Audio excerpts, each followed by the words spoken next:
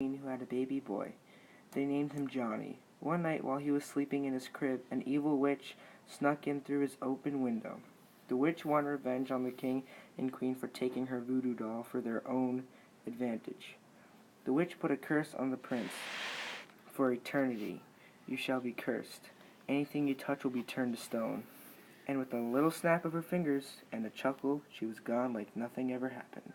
Years later, he learned to cope with his curse. He put on golden gloves over his hands to prevent anyone from turning to stone if he touched them. One morning, Johnny was eating breakfast. There was a strange knocking sound on the palace door.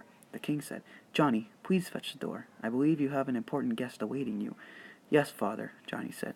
He walked up to the door, and there stood a beautiful princess from a foreign land. "Hello there, sir. I am here."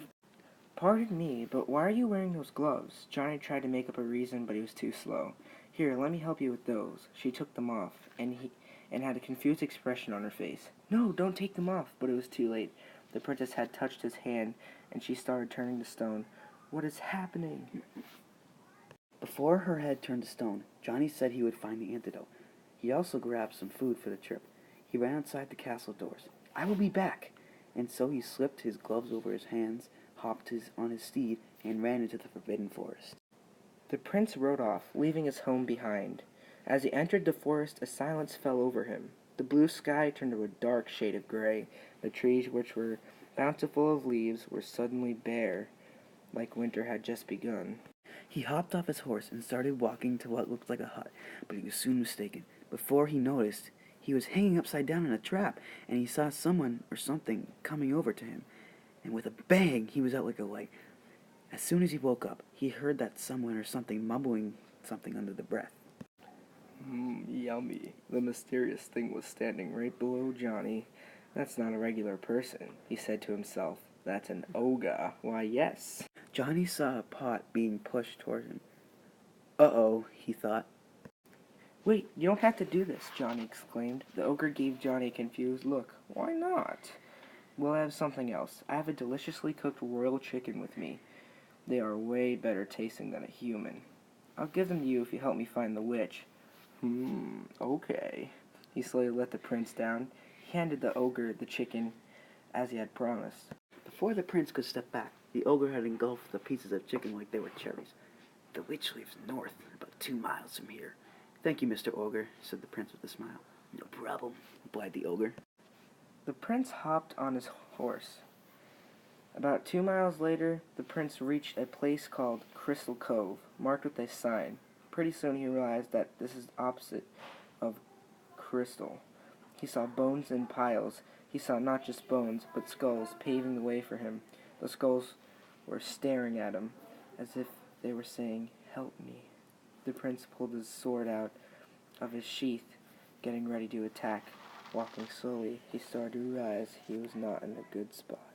"Witch, show yourself." As he said this, a gigantic swarm of bats flew out of the cave, and the witch just stood there, with her eyes glowing.